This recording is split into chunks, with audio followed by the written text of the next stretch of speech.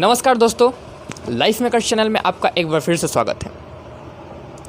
हम लोग हिंदी ग्रामर के बारे में देख रहे थे और हिंदी ग्रामर का फर्स्ट टॉपिक उपसर्ग और प्रत्यय हम लोग कंप्लीट कर चुके हैं।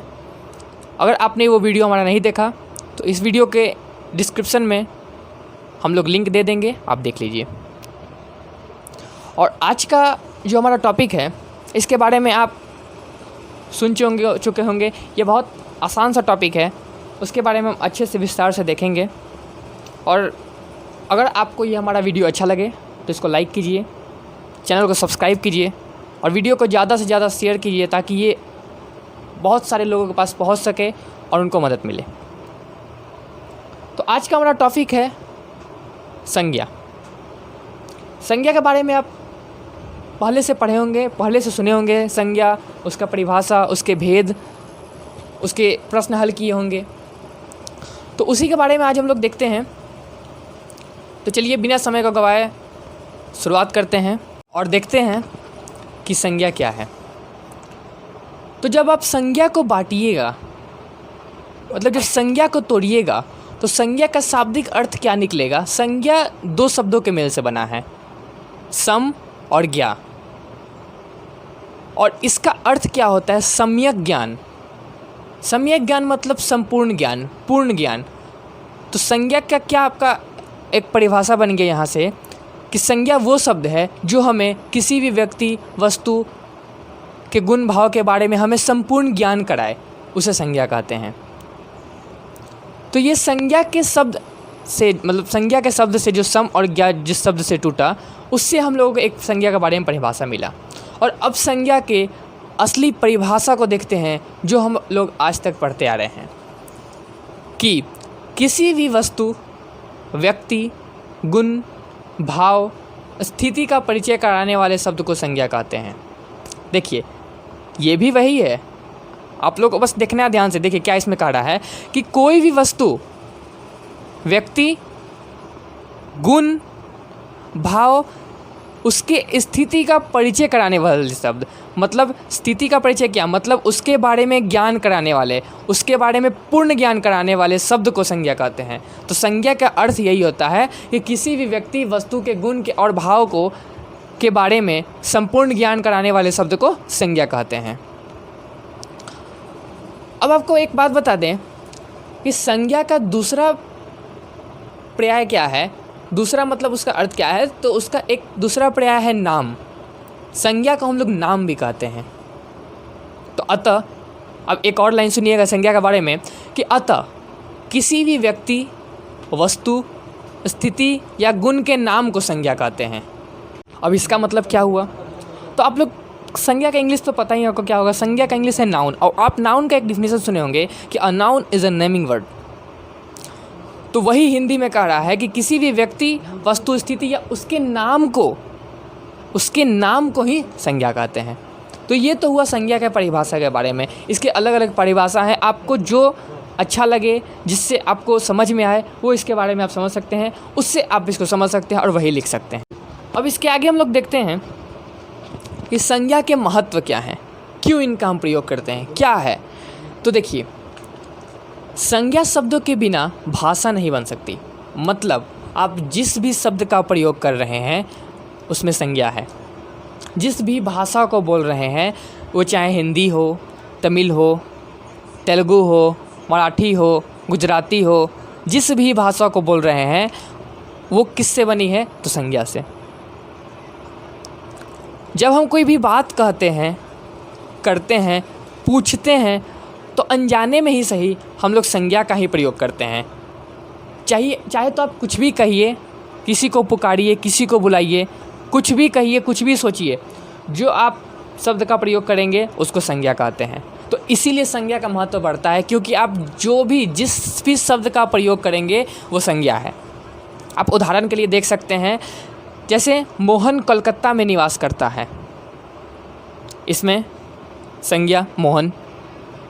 गंगा हिंदुओं के पवित्र नदी है, इसमें बहुत सारे संज्ञा, जैसे गंगा, हिंदुओं, नदी संज्ञा के रूप में आते हैं। गाय एक उपयोगी पशु है, गाय भी संज्ञा है, पशु भी संज्ञा है। तो आप इन तीनों उदाहरणों में देख सकते हैं कि जिस भी सेंटेंस का हमने प्रयोग किया, इस्तेमाल किया, उसमें कहीं ना कहीं संज्ञा है, भले एक हो, दो हो या दो से ज़्यादा, लेकिन संज्ञा तो है। तो इससे पता चलता है कि संज्ञा के क्या महत्व हैं। अब इसके आगे हम लोग देखते हैं इस संज्ञा के भेद। तो संज्ञा के कितने भेद हैं? तो वैसे तो आप लोग सुने होंगे कि संज्ञा के 5 भेद हैं, लेकिन यहाँ पे हम लोग आपको बताएंगे कि संज्ञा के मेन 3 ही भेद माने जाते हैं: व्यक्तिवाचक संज्ञा, जातिवाचक संज्ञा और भाववाचक संज्ञा। जो आप 2 और संज्ञा के भेद पढ़े थे, जैसे कि द्रव्यवाचक और समूहवाचक, ये दोनों जातिवाचक संज्ञा में ही सम्मिलित हो जाते हैं। मतलब कि आपके मेन 3 ही संज्ञा के भेद हैं: व्यक्तिवाचक, जातिवाचक और भाववाचक। बाकी जो द्रव्यवाचक और समूहवाचक हैं वो आपके जातिवाचक में ही सम्मिलित हैं। तो आइए आप एक एक करके पढ़ते हैं संज्ञा के भेदों के बारे में। तो सबसे पहला है व्यक्तिवाचक संज्ञा। जो शब्द किसी विशेष व्यक्ति, विशेष वस्तु, विशेष स्थान या विशेष प्राणी के नाम के बोध कराते हैं, उन्हें व्यक्तिवाचक संज्ञा कहते हैं। तो इससे आप लोग क्या समझें? पहले इसके परिभाषा को अच्छे से पढ़िए। क्या लिखा है कि जो शब्द किसी विशेष व्यक्ति, विशेष वस्तु और विशेष स्थान या विशेष प्राणी के नाम को बोध कराए, उसे व्यक्तिवाचक संज्ञा कहते हैं। मतलब क्या? देखिए, ये तो बात कंफर्म है। जैसे कि संज्ञा के डिफिनेशन में हम लोग क्या पढ़े हैं?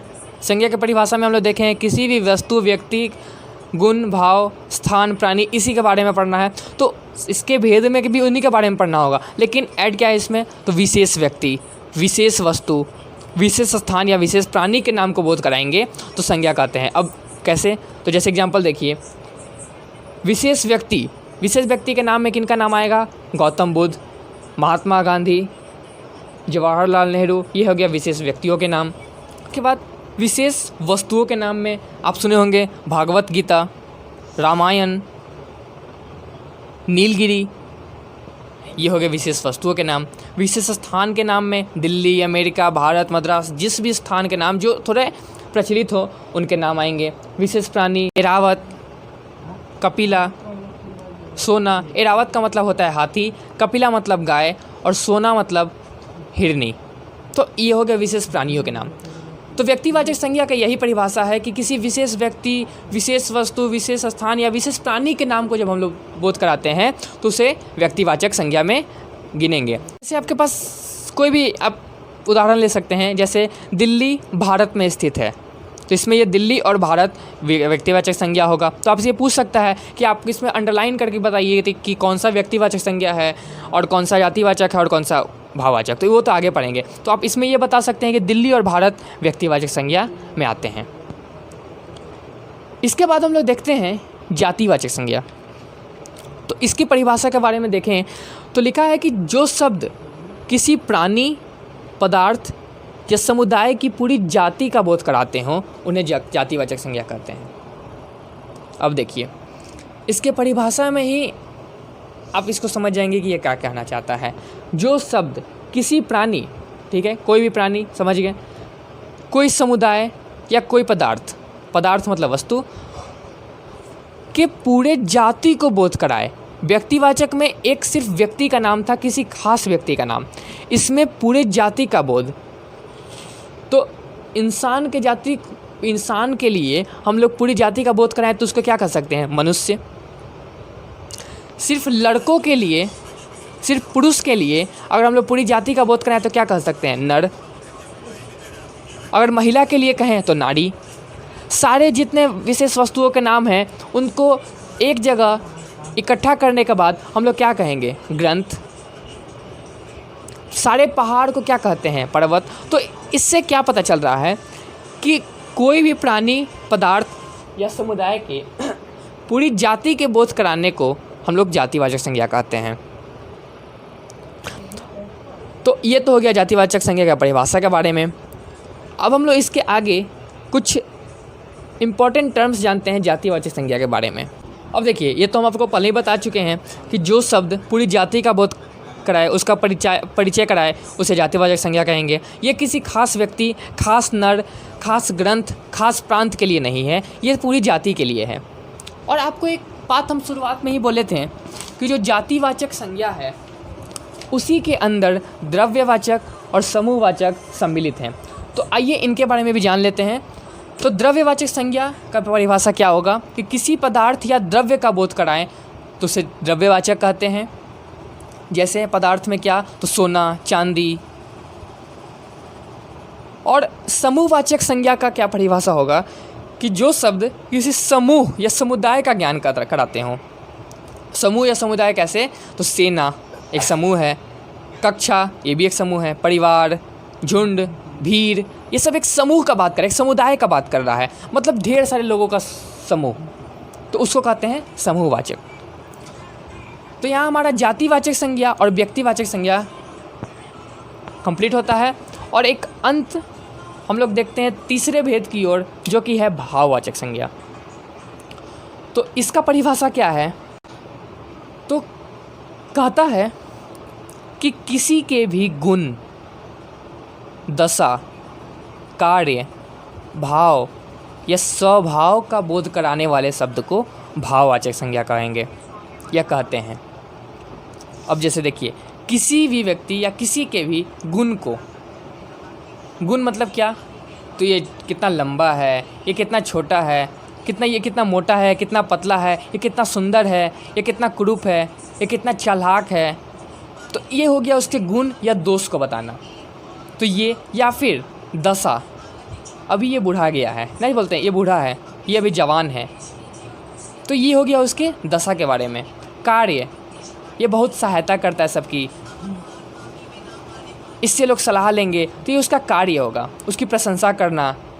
अब देखिए उसके भाव के बारे में क्या, तो भाव मतलब क्या होगा, क्रोध, शांति, शत्रुता, मित्रता, मतलब इस व्यक्ति के अंदर किस प्रकार का भाव है, क्या ये शांति से रहता है, क्या ये क्रोध करता है, क्या इसके समाज में सबके साथ मित्रता भाव से रहता है या शत्रुता भाव से रहता है, क्या यह स्वार्थी है। तो इन सारे के बारे में बताने वाले को भाववाचक संज्ञा कहते हैं। तो अभी तक हम लोग क्या देखें कि संज्ञा क्या है, उसकी परिभाषा क्या है, उसके उदाहरण, उसके भेद और उनके सभी भेदों के बारे में अलग अलग करके हम लोग पढ़ चुके हैं। अब एक दो इम्पॉर्टेंट टॉपिक है इसी से मिलता जुलता, कि व्यक्तिवाचक और जातिवाचक के बारे में तो हम लोग पढ़ चुके हैं। अब एक है कि कभी कभी और कई बार व्यक्तिवाचक संज्ञा जातिवाचक संज्ञा के रूप में प्रयुक्त होते हैं। क्या कह रहा है, उदाहरण देखिए तो ज़्यादा अच्छे समझ में आएगा। तो एक उदाहरण है, विभीषणों से बचो, इन्हीं जयचंदों के कारण देश पराधीन हुआ, नेताजी के बलिदान से धरती पर अनेक सुवास पैदा हो गए। हमारा टॉपिक क्या था कि कई बार व्यक्तिवाचक संज्ञा जातिवाचक के रूप में प्रयुक्त होते हैं। अब देखिए तीनों उदाहरणों को ध्यान से। पहले उदाहरण में विभीषण, दूसरे उदाहरण में जयचंद और तीसरे उदाहरण में सुभाष। ये एक खास व्यक्ति के नाम है, लेकिन यहाँ पर विभीषण घर भेदियाँ, जयचंद गद्दार और सुभाष क्रांतिकारियों के लिए प्रयुक्त हुए हैं। जातिवाचक का क्या था कि वो किसी जाति का बोध कराते हैं, और यहाँ पे घर भेदियों, गद्दारों और क्रांतिकारियों एक तरह का जाति का बोध करा रहा है। तो यहाँ पे ये डायरेक्ट यहाँ पे तो आए नहीं है, ये किन के नाम से आए हैं, तो घर भेदियों विभीषण के नाम से आए हैं, गद्दारों के नाम से जयचंद आए हैं और क्रांतिकारियों के लिए सुभाष का प्रयुक्त हुआ है। तो यही कह रहा है कि कभी कभी किसी खास व्यक्ति का नाम लेके हम किसी जाति का बोध कराते हैं। और इसी से का अपोजिट अगला टॉपिक है कि कभी कभी जातिवाचक संज्ञा का व्यक्तिवाचक रूप में भी प्रयुक्त होता है। जैसे उन दिनों पंडित जी देश के प्रधानमंत्री थे। अब देखिए जातिवाचक मतलब पंडित जी मतलब सारे पंडितों के समूह को कहते हैं, लेकिन नहीं, यहाँ पे पंडित जी जवाहरलाल नेहरू के लिए प्रयुक्त किया गया है। अगला उदाहरण देखिए, चलिए, महात्मा जी ने अहिंसात्मक आंदोलन का पक्ष लिया। तो यहाँ पे किस महात्मा जी का नाम ले रहा है यहाँ पे, तो आप तो ये बात भली भांति जानते होंगे कि यहाँ पे महात्मा गांधी जी का नाम लिया जा रहा है। तो इन दोनों उदाहरणों से क्या समझें कि यहाँ पे पंडित जी और महात्मा जी एक जाति का बोध कराते हैं, लेकिन इस सेंटेंस में ये सिर्फ एक व्यक्ति, किसी खास व्यक्ति का प्रयुक्त कर रहे हैं। तो यही कह रहा है दोनों टॉपिक कि कभी कभी व्यक्तिवाचक संज्ञा जातिवाचक के रूप में ही प्रयुक्त हो सकते हैं, या फिर कभी कभी जातिवाचक संज्ञा व्यक्तिवाचक संज्ञा के रूप में प्रयुक्त हो सकते हैं। तो इसी के साथ संज्ञा के बारे में हम लोग देख चुके हैं, और हमें नहीं लगता कि इससे कुछ प्रश्न आएंगे। अगर आप इन्हीं को अच्छे से पढ़ लें तो हमारा एग्ज़ाम क्लियर हो सकता है। तो चलिए, अगर आपको वीडियो अच्छा लगा हो तो लाइक कीजिए, शेयर कीजिए, सब्सक्राइब कीजिए। अगर कोई दिक्कत हो तो कमेंट सेक्शन में पूछ सकते हैं। तब तक के लिए धन्यवाद। आज के लिए इतना ही। Thank you.